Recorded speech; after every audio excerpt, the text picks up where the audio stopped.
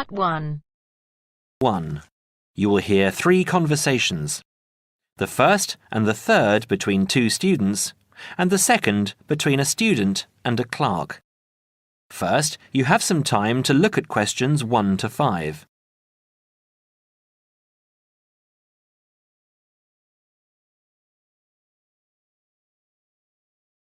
Now we shall begin. You should answer the questions as you listen, because you will not hear the recording a second time. Listen carefully and answer questions 1 to 5. Hi, it's Mike, isn't it? Yes, and you're... Phoebe. Phoebe, right. Where are you headed? I'm looking for the main hall. So am I. Are you going there to register for next year? Yes, I was told to go to administrations and fill in an application form. That's what I'm about to do. I went to information and they told me it was at the end of this corridor. Then we have to turn left and immediately right. That should lead us to the exit, where opposite we should find the entrance to ground level main hall. It's a big old red building. From there we need to go to the first level and then follow the signs. Apparently it's the second office opposite the foyer. It would be pretty hard to miss. That sounds easy. It shouldn't be too hard to find. Well, since we're both heading in that direction, let's go together. Hopefully it won't take too long. I haven't had anything to eat and I'm starving. Me too. Well, how about I go to the canteen and get us something while you make your way to the main hall? I'm sure there's going to be quite a wait. There always is. I can meet you there. Sounds like a good plan. What do you want me to get you? How about a chicken and salad roll and a drink? Okay. What if they don't have a chicken and salad roll? Anything similar, like ham and salad, or just plain salad and cheese. Oh, and don't forget the drink. I feel so dehydrated. No problem. What type of drink? I don't know. How about a Coke? No, nothing like that. Something healthier. An orange juice? They're usually full of sugar unless you get it freshly squeezed. Water? Yes, that's perfect. Here, take £2. That should cover it. If it's more, I'll give it to you when you get back. I only have a 20, and you know that they get cranky if you give them large notes. Okay. See you in 5 minutes. Before you hear the rest of the conversation, you have some time to look at questions 6 to 10.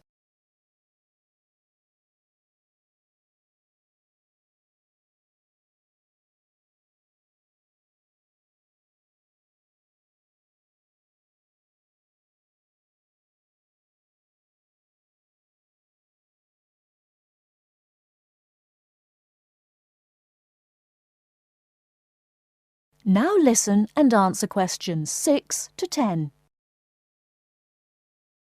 First year economics. I'll just have to fill out this form for our records. What's your name? Phoebe Payne. Can you spell that for me? Sure. P-H-O-E-B-E-P-A-Y-N-E.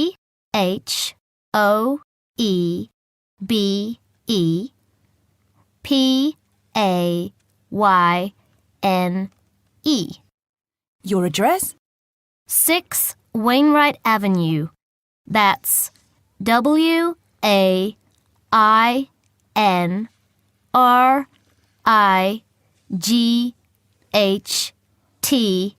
Nottingham. Nottingham. And your phone number? It's not connected yet. I've just moved in. Okay. When you get your phone connected, contact us. I'll just make a note that your phone number is to be advised. I'll do that. What course were you doing? Law? No. Economics. First year. First year economics. Yes, that's right. Okay. Take this card across to the economics department and get it stamped. And then you need to come back here to pay your fees. I've made an arrangement to pay in installments. Do you have any documentation verifying that? Yes, I have a statement from administration. Okay, when you return, we'll have a look at it. Thank you very much. Here you are. It was quicker than I thought, But I have to get this card stamped and return here to organize my fees. That's good. It means that I won't have to wait long either. How did you get on? What with? Oh, the food. Well, there wasn't much left, so I got you a cheese and tomato sandwich and water. That's fine. Do I owe you any more? No, I need to give you back £3. But I only gave you 2. Oh, yeah. I thought you gave me a £5. OK, so we're square. So what do I have to do? Go to the desk and give your personal details. Then they'll give you a card that you need to take to your faculty. What's your major? Environmental science. Okay, so you'll have to take the card to the environmental science faculty and get the card stamped, return to administration in the main hall, and organize your fees. And that's it? Yes, that means you're registered. Then we receive a letter with the details of our course where we'll be informed to go to the notice board or online to find out when and where our lectures are. OK.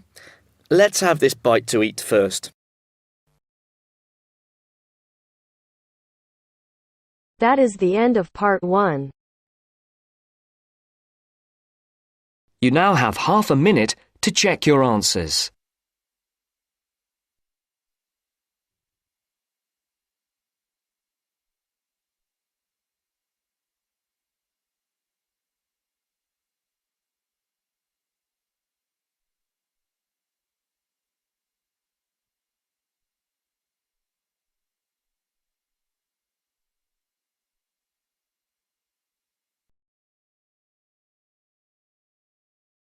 Now turns to part 2.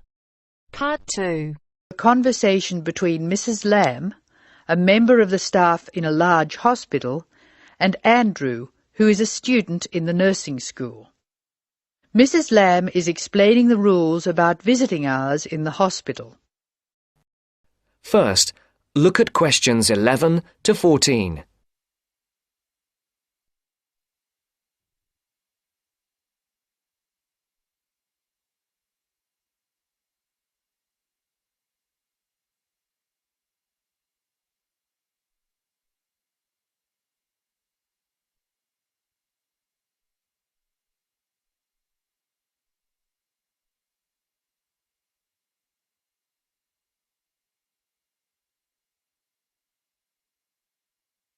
Listen carefully. Hello, Andrew. I believe you want to know about visiting hours. Yes, I do, Mrs. Lamb. I have to fill this form out, and I'd like to have some idea why the different parts of the hospital have different times for visiting. I see. Well, let's start with an obvious one. Intensive care. People in intensive care are very sick indeed, and for that reason, we say that visitors can come between 6 a.m. and midnight. I can understand that. At the other end of the scale, our maternity patients are usually quite well, but we restrict their visiting hours from 8 a.m. to 8 p.m.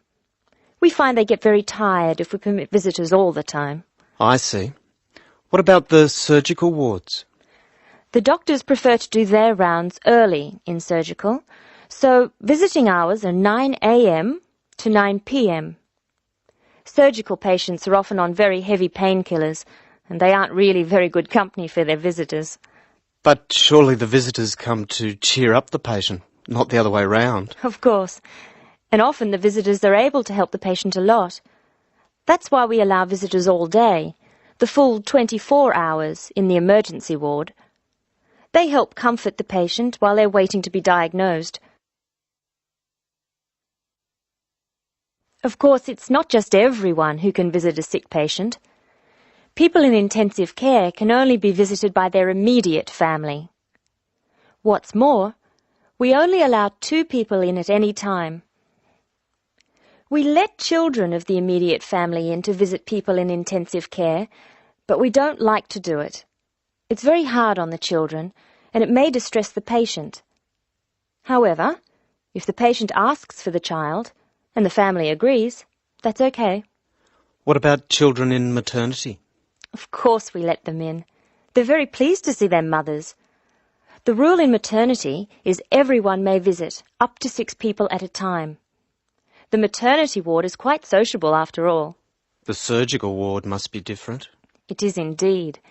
We don't allow children in the surgical ward because of the danger of infection. And as you know, we restrict the hours. There are a lot of procedures which must be carried out on surgical patients, and we only let 2 visitors come in at a time. And in emergency, people are allowed to visit all the time? Oh yes, we rely on patients' relatives to be there for them, and we permit everyone to visit the emergency department at all hours. However, we restrict it to 3 visitors for each patient. Otherwise, the room just gets totally crowded. Before the broadcast continues, look at questions 15 to 20.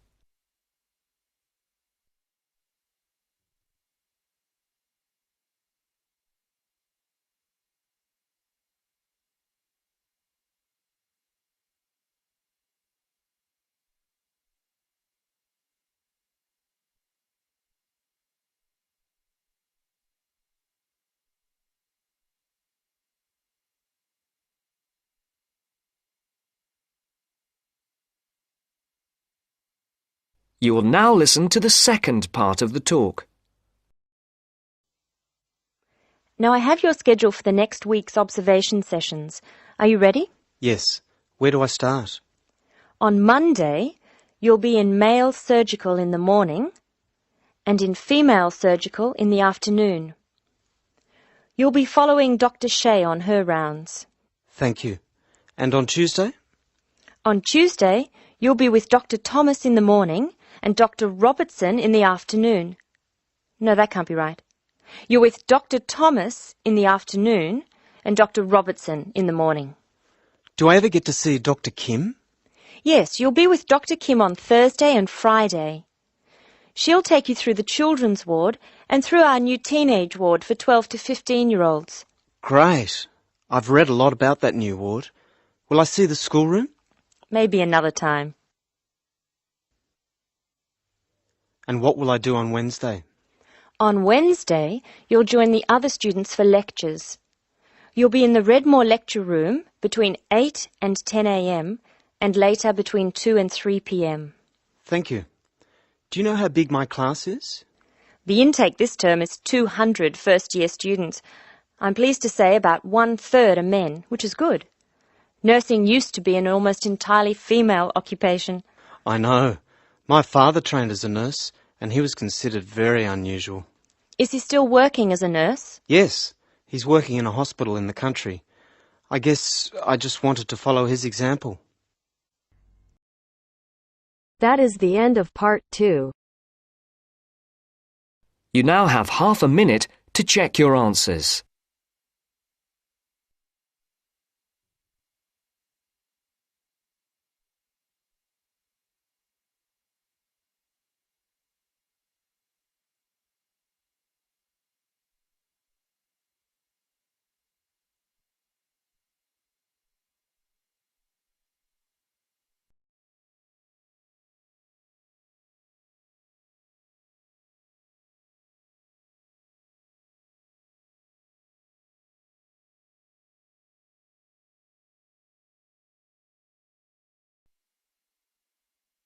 Now turns to part 3. Part 3. You will hear a discussion between 2 students and their teacher on a planned charity event. First, you have some time to look at questions 21 to 25.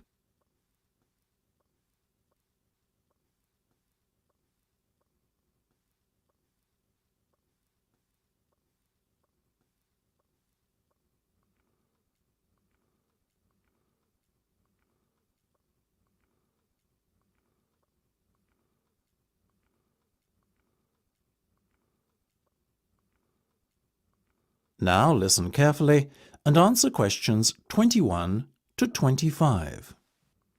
So, are you making any progress with your plans for our annual charity event? I guess first things first, have you decided what charity it will be in aid of this year? We're thinking about Help the Children Africa, sir. Well, that's Mark's idea, sir, but I myself prefer a local charity called the Meals on Wheels. I'd have to agree with Laura on this one, Mark. After all, we're supposed to be giving back to the local community, and although helping African children is a very worthy cause, it's a little outside our remit. That settles it, I guess. Moving on from the beneficiary question, have you made a decision on what type of event it will be? Yes, we plan on doing something a little different this year. We're calling the event Balloonathon. Basically, we're going to offer balloons for sale to all the students. Balloons? I don't see where you're going with this. Why would they want to buy a balloon? Well, here's the thing.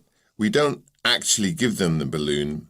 Instead, we'll write their name on it along with the special phone number, and then we'll release all the balloons into the air. When they fall to the ground, if a person finds one and rings a special number, then both he and the student who've bought the balloon will win a gift voucher. That sounds like an excellent idea, guys. Well thought out. This balloonathon has a real novelty value attached to it, don't you think? Exactly what we said, sir. The only drawback is that the gas you put into the balloons is rather expensive. How much?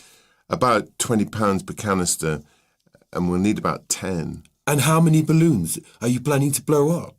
Well, there are over 1,000 students in the school, so if even 1/3 of the students buy one, we'd need about 350 balloons. We've decided to order 500 so we don't run out. The good thing is we can return the canisters of gas if we don't use them, and the balloons aren't expensive, so there's no real risk of us spending a lot of money without getting a good return.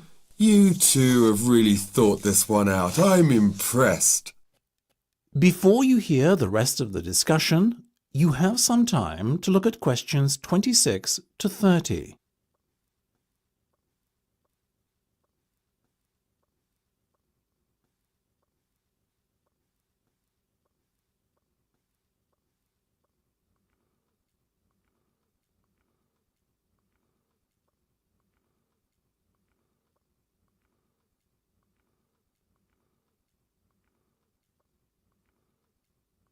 Now listen and answer questions 26 to 30.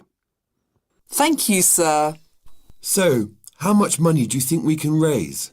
Well, each balloon costs about 1p, and when it's filled with gas, it's going to cost us about 50 pence. We reckon that if we sell our balloons at a price of £1.50 and we sell all 500 of them, we'll end up making a profit of £1 per balloon. So that's £500 in total. That's fantastic. And it gets better, sir. We've secured a sponsor for our event who's going to give us £1,000. How did you find a sponsor? The balloon company we approached about buying the balloons asked us if we'd be interested in letting them sponsor us too. What's in it for them? They're going to print their logo on every balloon. I think you've done a good deal there. Thank you, sir. So, do we have your approval to confirm our order? Absolutely. But you know, I think we can sell more balloons if we set our minds to it. So why not order double the amount? 1,000 instead of 500. We're going to need more than 10 canisters of gas then. Double the amount, presumably. Correct. OK, let's go for it. Let's make this year's charity event our most successful ever. That is the end of part 3. You now have half a minute to check your answers.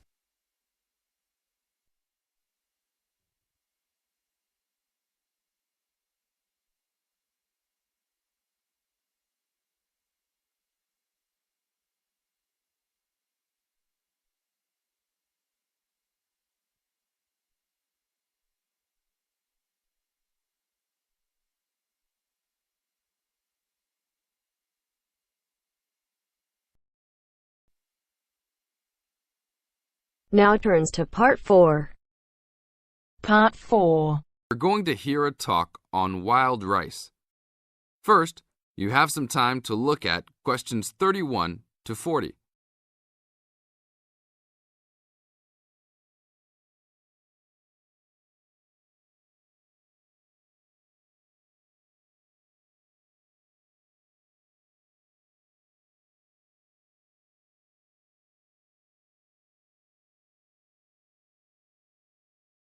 Now listen to the tape and answer the questions. Good morning. Today we'd like to talk about wild rice. Contrary to what many people believe, wild rice is not rice at all, but a grass. Much of it sold in the world today is not even wild, but rather cultivated varieties that do not occur naturally. Wild rice is really an annual aquatic seed found mostly in the upper freshwater lakes of Canada, Michigan, Wisconsin, and Minnesota in North America. Indians gathered wild rice before any explorers set foot on the North American continent. Early explorers were greatly impressed with the strength and hardiness of the woodland Indians and attributed their vitality to their ample servings of wild rice. Wild rice can grow in water as shallow as 3 or 4 feet along marshes and muddy waters. A tall plant, it grows to a height of 8 to 10 feet, with a long flower cluster that reminds one of a narrow broom. The grains in their husks on the tall stalk look somewhat like oats. Truly wild rice is a challenging crop to grow, even today. It's very susceptible to failure due to weather conditions. If a heavy windstorm comes along just before harvesting, the seeds can be blown into the water, ruining an entire crop. Harvesting at just the right time becomes a matter of beating the birds to it, since wild rice is considered a delicacy by many birds living in the area. Other challenges include insects, disease, poor drainage, and high waters. If the grains are too green, they are difficult to thresh or beat out of their husks. If left on the plant too long, even a few days too long, they fall off the plant into the water.